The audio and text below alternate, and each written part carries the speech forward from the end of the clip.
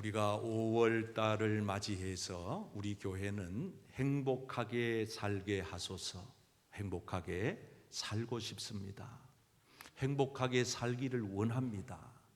이와 같은 5월 한 달의 주제로 오늘은 두 번째 시간입니다. 한번 따라 하실까요? 행복하게 살겠습니다. 살겠습니다. 옆 사람에게도 행복하게 사십시오. 행복하게 사십시오. 많은 사람들이 행복의 척도를 엉뚱한 데다가 둬요. 어떤 사람들은 물질이 행복의 척도라 생각합니다. 아니에요. 그러면 물질 없으면은 가난한 사람은 행복할 권리도 없겠네요. 그렇지 않아요. 어떤 분들은 권력이, 명예가, 세상적인 인기가, 성공이 행복이라고 그렇게 공식화하기도 합니다. 그러나 여러분, 성경은 그렇게 말하지 않아요. 행복의 주인 되신 하나님은 무엇을 행복이라 말씀하십니까? 성경을 보시면 우리가 행복한 사람인 이유는 한번 따라 하실까요? 여호와의 구원을 받았기 때문입니다. 구원을 받았기 때문입니다. 믿으시면 아멘. 아멘. 그러므로 여러분, 진정으로 하나님의 은혜로 예수 십자가 그 피공로로 죄 사함 받아 구원받은 확신이 있다면 오늘 여러분들은 행복한 사람들인 줄로 믿습니다. 아멘. 우리가 행복한 이유는 거기 있는 거예요. 우리가 구원받았다, 내가 예수 믿게 됐다. 이거는 세상에서 배워될 문제도 아닌데, 부모 잘 만난다고 여러분 구원받는 것도 아니고, 여러분 오늘 우리가 지식이 많다고 이 구원받는 건 아닌데, 전적인 하나님의 은혜로 우리가 구원받은 것인데, 이 복이 왜 참복인가? 이것이 왜 행복인가? 여러분, 그 외적인 복들은요, 다 땅에서 소멸되고 사라지고 말 것들이에요. 세상 떠나면요, 하나도 가져갈 게 없어요. 그러나 구원의 복은 이 땅에서도 하나님께서 우리에게 주신 그 구원의 기쁨과 그 즐거움으로 살게 되고, 이 땅을 떠날 때는 구원하신 그 주님의 손 붙들고 영원한 천국에까지 가서 영생의 복락을 누리게 되니 이 구원의 복이야말로 참된 복인 줄 믿습니다. 아멘. 그러므로 사랑하는 성도 여러분, 여러분 삶이, 인생이 고달프고 살아가는 게 팍팍하고 한 주간 동안 골몰하게 근심되고 염려거리, 걱정거리 많다 하여 힘들게 살아오셨을지라도 오늘 여러분들을 구원하신 그 하나님으로 인하여 남은 생에 행복한 여정, 행복한 남은 생에 그렇게 살아가시기를 주님의 이름으로 축복합니다. 아멘. 한 번 더 옆 사람 축복하세요. 행복하게 살아갑시다. 행복하게 살아갑시다. 자, 우리가 행복하게 살려면 어떻게 해야 되느냐? 오늘 두 번째 시간입니다. 한번 따라 하실까요? 행복하게 살려면 부모님을 잘 공경해야 합니다. 부모님을 잘 공경해야 합니다. 오늘 본문 말씀은 모세가 저 시내산, 즉 호렙산에 올라가서 40일 동안 금식하며 기도하며 하나님께로부터 직통 계시를 받아 적은 10가지 계명이에요. 그 중에 한 가지를 함께 읽었습니다. 하나님께서 이 계명대로 살면 행복하게 된단다. 이 계명을 떠나면, 이 룰을 떠나면, 이 길을 떠나면 불행이 찾아온다 해서 10가지 계명을 주었는데, 오늘 읽은 이 본문 말씀은 우리 사람들에게 주신 첫 번째 계명이에요. 한번 읽어보실까요? 16절 너는 시작. 너는 내 하나님 여호와께서 명령한 대로 내 부모를 공경하라. 그리하면 내 하나님 여호와가 내게 준 땅에서 내 생명이 길고 복을 누리리라. 아멘. 한번 따라합니다. 생명이 길고 복을 누리리라. 복을 누리리라. 한마디로 말하면은 부모 공경은 이꼴 행복하게 된다, 그런 뜻입니다.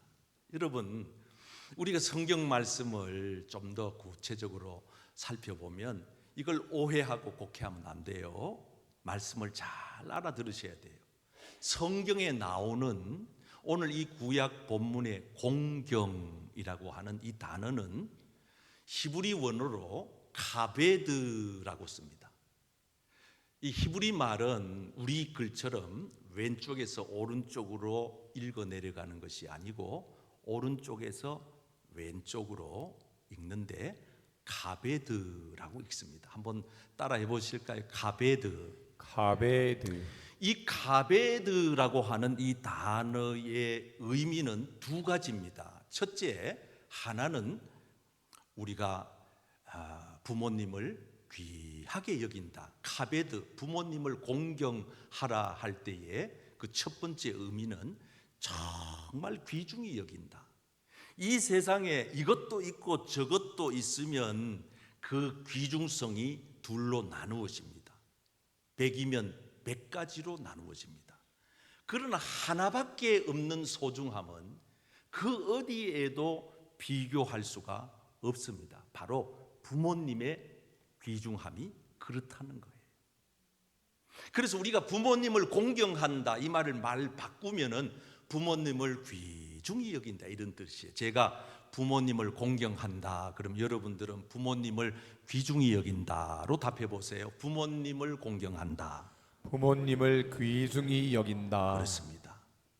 여러분 부모님을 귀중히 여기시기를 바랍니다. 아멘. 이미 천국에 가 계신 분도 계실 거고 아직 생존해 계신 부모님도 있으실 텐데 어찌 됐든 여러분들이 이 땅에 존재하게 된 여러분들을 낳아주신 지금까지 양육하여 주신 그 부모님, 육신의 부모님을 귀하게 여기셔서 여러분 모두가 행복한 인생 여정길에 참여자가 되시기를 축복합니다. 아멘. 두 번째 카베드의 의미는 존경한다, 받들어서 섬긴다 이런 뜻이 있어요. 존경한다, 부모님을 공경한다.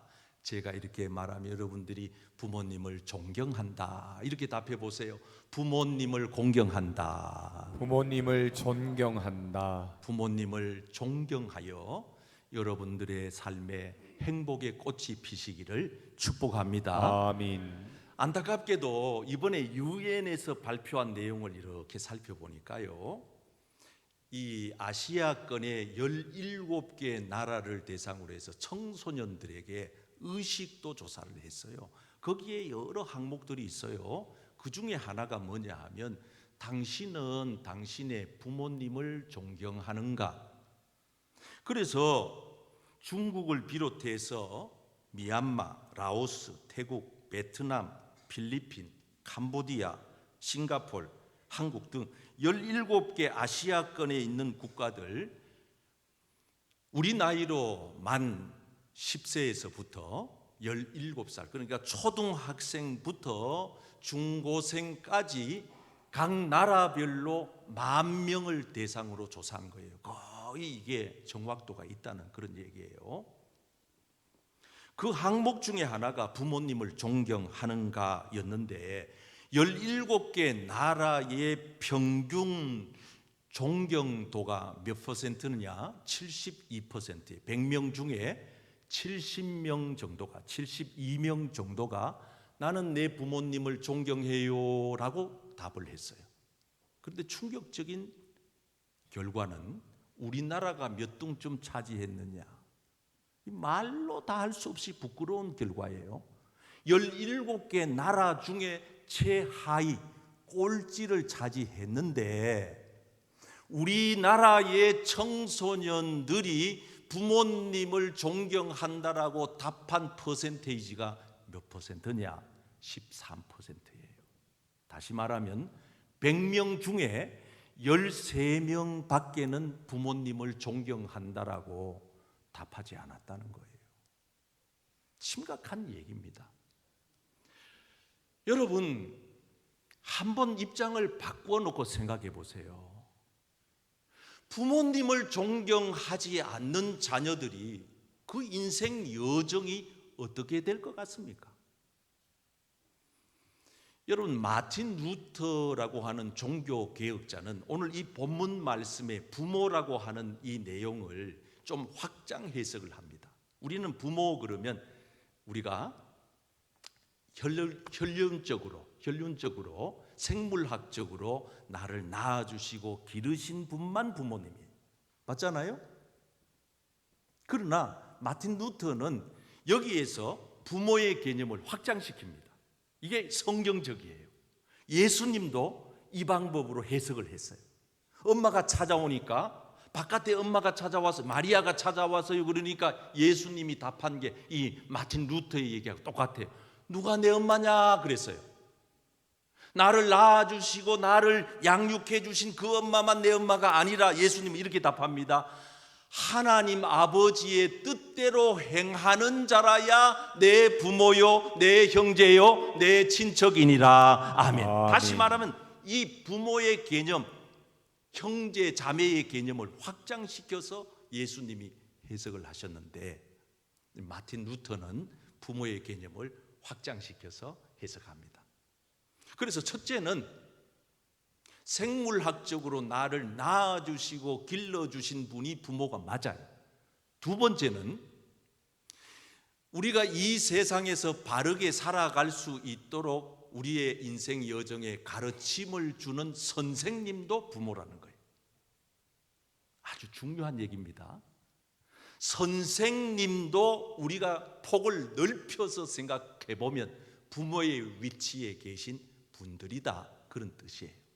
고로 선생님을 존경하지 아니하는 제자는 참 제자일 수 없습니다.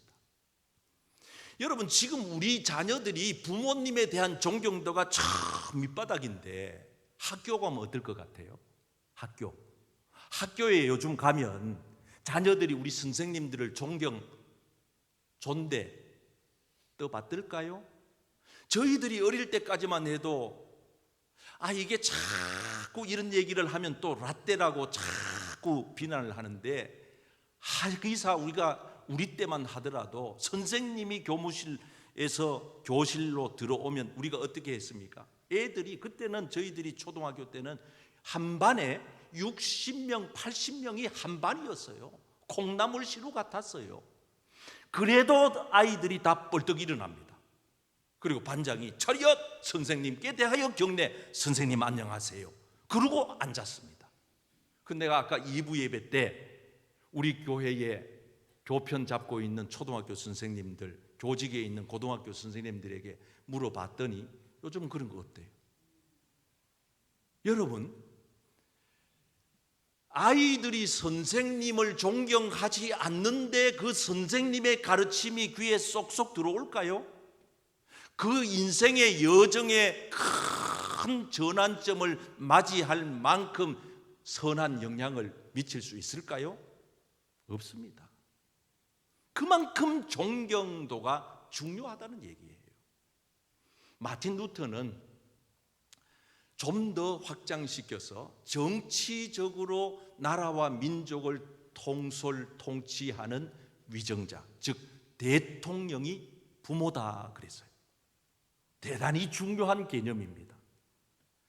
여러분, 정치할 때의 정치인들은 색깔이 분명합니다. 여야가 확연히 나누어집니다. 그런데 보통의 국민들은 적어도 자기가 추종하는 그러한 당이 정치 색깔이 있더라도 주 안에서 성경적으로 말씀적으로 보았을 때는 그 지도자, 그 통수권자, 그 권력자를 최종적으로 선택하여 세우신 분은 하나님이십니다. 아멘. 이게 로마서 13장의 말씀이에요. 모든 권위자는 하나님이 세우셨기 때문에 우리는 그 권위에 복종하고 순종해야 할 줄 믿습니다. 아멘. 그러면 목사님, 답지도 않는 지도자에게도 순종하고 복종하란 말입니까? 저 김정은이 같이, 저 공산 빨갱이, 저 사회주의자에게도 그러면 예수 믿는 우리는 무조건 복종, 순종해야 합니까? 아니에요. 그래서 성경이 뭐라고 얘기합니까?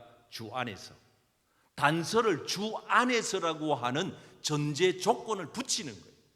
부모도 부모답지 않는 부모가 계셔요.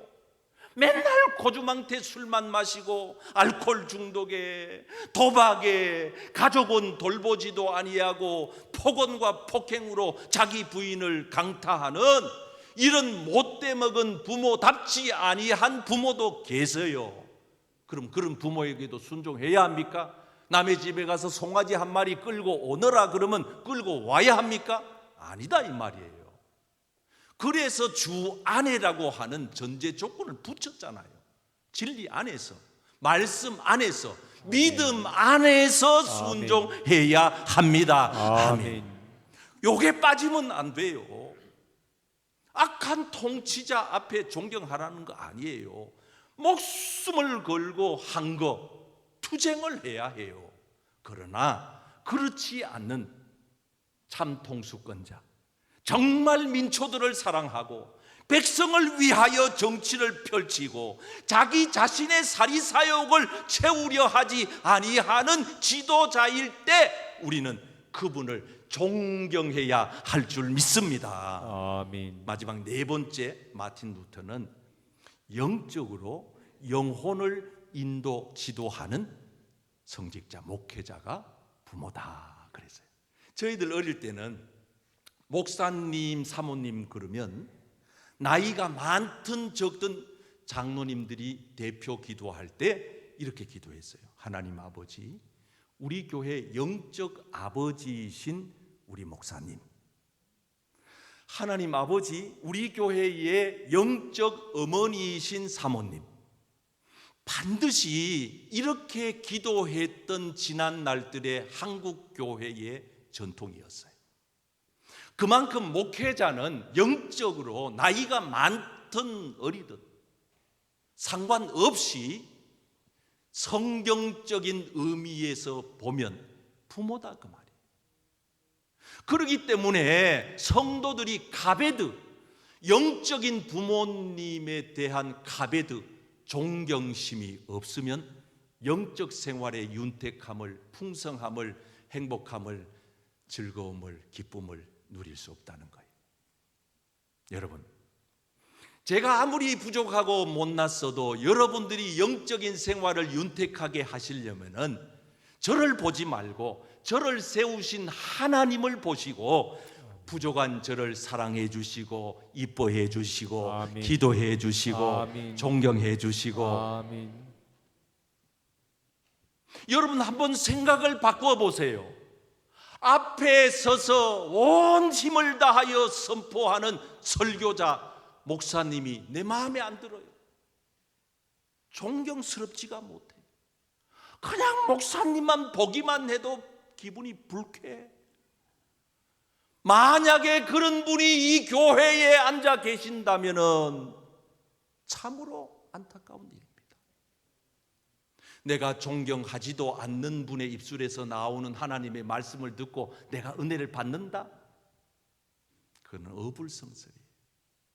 여러분들이 여러분들의 자녀들의 영혼을 진정으로 사랑한다면 여러분 가정에 가서 혹시 반찬을 차려놓고 식탁에 둘러앉아 가족들이 함께 식탁 교제를 나눌 때 여러분들의 교회에 담임 목사를 반찬 메뉴로 그 식탁에다가 올려놓고 부정적인 얘기를 하면 안 됩니다. 여러분 생각을 해보세요. 이 교회의 담임 목사를 여러분 식탁 테이블로 끌어와 가지고 거기에서 입에 침을 튀기면서 목사님에 대한 칭호와 칭찬과 그 존경심을 쏟아내도 요즘 애들이 눈 하나 까딱하지 않는 세상인데 그 식탁에 둘러앉아 부부끼리 대화한다고 하지만은 애들은 신기하게도 안 듣는 것 같지만 다 듣습니다. 여기 있는 어른들은 듣는 것 같지만 안 듣습니다. 신기하지요. 내가 그러니까 여러분 심리를 다 안다니까. 지금 나를 많이 쳐다보고 있지만 생각은 엉뚱한 데 있는 분들이 여기 지금 3분의 1쯤 된다니까. 다 들어요. 아유 우리 목사님 뭐 설교가 어떠대. 야 진짜 사투리 심하더라잉. 생긴 건 왜 그래 생겼어? 막 이렇게 식탁을 함께 자녀들과 나누면서 목회자에 대해서 비난을 쏟아내면 여러분들의 자녀들의 영혼은 가차없이 독약을 먹는 겁니다. 존경심, 카베드. 내 부모를 저는 정말 이 세상에 가장 존경한 분이 누구냐 물으면 나는 두 번도 생각 안 하고 우리 아버지 어머니 얘기합니다. 오죽하면 내 친구가 고등학교 졸업할 때 나를 보고 경연아 왜? 저기 저분하고 저분이 누구? 우리 아버지하고 우리 엄마다. 우리 아버지 엄마가 나를 늦은 나이에 낳았으니 우리 친구들이 볼 때는 할아버지하고 할머니가 온 줄 아는 거예요. 몰골이 피골이 상접해가지고 얼마나 누추한 옷을 그래도 뽐낸다고 집에 있는 옷 중에 괜찮은 옷을 입고 왔는데도 그 학교에 졸업식 당일날 가보니 제일 초라해. 근데 나 어깨를 쫙 펴고 우리 아버지라고 우리 엄마라고 나는 친구들에게 자랑했어요. 그걸 내 친구 부모들이 나를 보고 야, 네 친구 쟤는 신기하다 신기하다. 어떤 자식들은요 변호사가 판사가 돼가지고 변호사 사무실에 찾아갔는데도 그 변호사 아들이 누추한 옷을 입고 온 엄마를 보고 아는 척 안 하고 뭐라고 했다고 합니까? 드라마에서나 가끔 나오는 장면이잖아요. 실제로 그런 일이 있었대요. 우리 집에 일하는 아줌마라고 자기 엄마를. 여러분 이 가베드라고 하는 말은 부모님에 대한 공경심인데 이게 어디까지 연결되느냐? 하나님 경외와 연결된다는 거예요. 그래서 노인들에게 일어나라, 예의를 갖춰라. 머리에 흰머리가 희끗희끗하거든 예의 범절을 갖추라는 거예요. 일어나라. 그리고 우리는 일어나잖아요. 선생님이 오시면 일어나고 목회자가 오면 성도들도 일어나고 부모님이 오면 우리가 일어나는 거예요. 일어나는 거예요. 대통령이 왔는데 어떤 모 방송국 기자가 팔짱을 딱 끼고 다리 꼬고 안 일어났어. 다른 기자들은 다 일어났는데 대통령이 기자회견 취소했어. 저 뭐냐 저거. 그 인간이 되먹지도 않은 게 기자랍시고 와가지고 팔짱 끼고 대통령의 권위 앞에 기본적인 에티켓도 지키지 못하고 있는 그 기자가 쓰는 그 펜대의 기사가 백성을 이롭게 할까요? 나라를 일으키는 데 쓰여질까요? 아니요. 저는 그런 기자는 기자라고 취급도 하기 싫어요. 자기 밥벌이는 하는 거지. 남 죽이는 일에 자기 펜대를 굴리는 거죠. 기본적으로 일어서라. 그리고 여기에도 카베드라고 하는 말이 나와요. 부모님의 얼굴을 카베드하며 요거하고 하나님을 경외하는 거하고 같은 선상에 두는 카베드. 부모님을 존경하고 부모님을 귀히 여기는 자라야 하나님을 참되게 경외할 수 있습니다. 아멘. 그 외에는 가짜다 이 말이에요. 하나님 나는 믿어요. 나 하나님 정말 사랑해요. 그런데 네 부모는 나 몰라라 하면서 부모님에게는 존경도 하지 않으면서 부모님은 귀하게 여기지도 않으면서 돈 필요할 때만 부모님에게 전화해서 돈 주세요 하면서 세상 친구들한테 부모님 못 배웠다고 못생겼다고 늙었다고 병들었다고 부끄러워하면서 어떻게 그 자녀가 하나님을 경외한다 말할 수 있겠어요? 가짜다. 우리가 진정으로 행복하게 살려면 한번 따라합시다. 주 안에서 부모님께 순종해야 합니다. 순종해야 합니다. 여러분 성경에 보세요. 이삭이 왜 복을 받았어요? 왜 그가 복되고 형통해? 성경에 보면 이삭이 얼마나 복을 받았는지 100배나 복을 받고 그 다음 절에 보면 얼마나 창대하고 잘되고 거부가 돼요. 이삭이 복받은 이유는 딴 거 없어요. 아버지 아브라함의 말씀에 순종한 것뿐이에요. 주 안에서. 이성적으로 생각해 보면 아버지가 노망하신 거지요. 아들 바치려 할 때 아니 멀쩡한 양도 많고 소도 많은데 아브라함이 당대의 부자였다고요. 그런데 멀쩡한 짐승을 놔두고 아들을 바치려 할 때 이 이삭이 자기 이성적으로 생각했을 때는 아버지 노망하셨네요 하고 손길 뿌리치고 도망가면 이삭의 그 모리아 산의 번제 사건은 오늘날 예수 십자가 그 희생의 사건을 상징하는 예표인데 이거는 불가능했다 이 말이에요. 누구 때문에? 이삭의 순종 때문에. 어디에서? 주 안에서. 내가 생각할 때는 저건 아닌데도, 내가 생각했을 때는 저건 도저히 상식적으로 정말 제대로 된 게 아닌데도 부모님의 말씀에 순종하고 나면 하나님께서는 우리의 순종하는 그 마음을 보시고 우리에게 복의 복을, 번성의 복을, 창대케 하는 복을, 행복한 인생 여정을 허락하여 주실 줄 믿습니다. 아멘. 마지막으로 행복하게 살려면 한번 따라합니다. 자녀들을 낙심시키지 말아야 합니다. 낙심시키지 말아야 합니다. 성경의 곳곳에 나오는 말씀을 공동 번역으로 표현을 하면 4절 말씀에 자녀의 마음에 상처 입히지 말고. 여러분, 왜 자녀들이 불행하게 생각을 하느냐? 왜 우리 가정들이 상처를 입느냐? 한마디로 말하면 우리가 자꾸 하지 말아야 될 말을 쏟아내기 때문에 그런 거예요. 여러분 인생에 여러분 자녀들이 행복하게 살게 하시려면 기껏 말을 하면 안 돼요. 마음에 상처가 되는 말을 하면 안 돼요. 제가 존경하는 김진홍 목사님이 오랫동안 우리는 신학교 다니는 시절부터 알고 지내왔지만 목사님은 지금도 80세가 넘으셨는데도 갈렙같이 왕성하게 활동하고 계세요.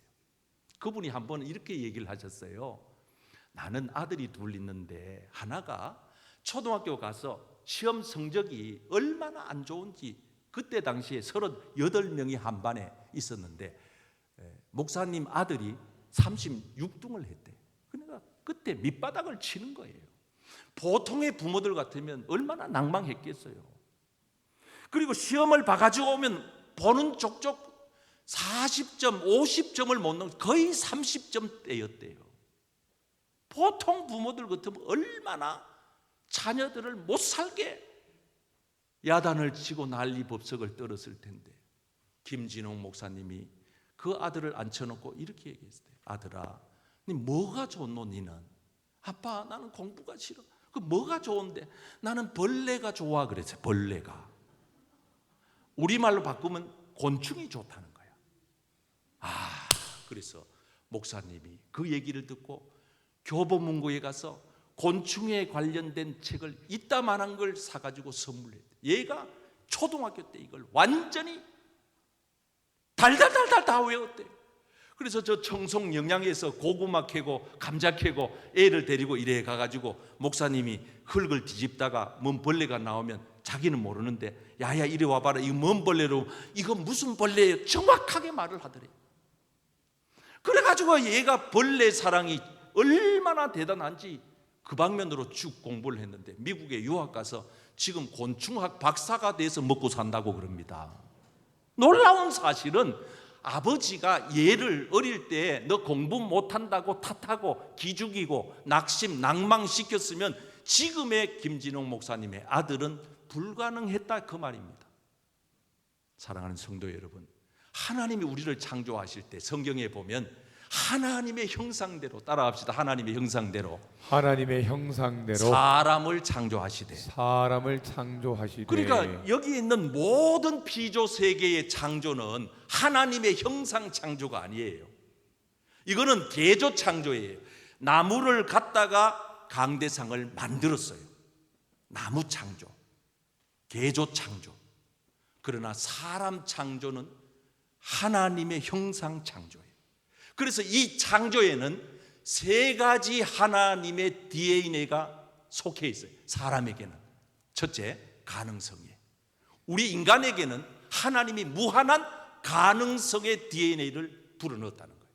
두 번째, 무진장한 가치성의 의미를 불어넣었다는 거예요. 그래서 사람보다 더 귀한 가치가 없어요. 이 세상 천하를 다 주어도 우리 목숨하고 못 바꿔요. 왜? 우리 안에는 영적인 가치가 있기 때문에. 육으로만 계산하면은요, 우리는 소 한 마리 값보다가도 못해요. 그러나 사람은 영적인 피조물이기 때문에 우리는 이 세상의 그 어떤 것과도 비교할 수 없는 소중한 가치가 있다는 거예요. 또 하나 독특해요. 하나님의 형상 창조의 DNA는 독특성이에요. 제가 어제도 신방을 갔는데 쌍둥이의 집에 갔거든요. 둘을 이래 앞에 앉혀놨는데 예배 다 마치고 금방 얘가 누구예요, 얘가 누구예요 가르쳐 줬거든요. 예배 다 마치고 나니까 얘가 걘지 몰라. 쌍둥이도 나는 몰라. 그런데 하나님은 쌍둥이라 할지라도 그 아이에게 독특한 DNA를 주셔서 하나님은 달란트를 주신 줄 믿습니다. 아멘. 사랑하는 성도 여러분, 여러분들에게 주어진 삶을 하루하루 행복하게 살아내시기를 주님의 이름으로 축복합니다. 아멘. 자,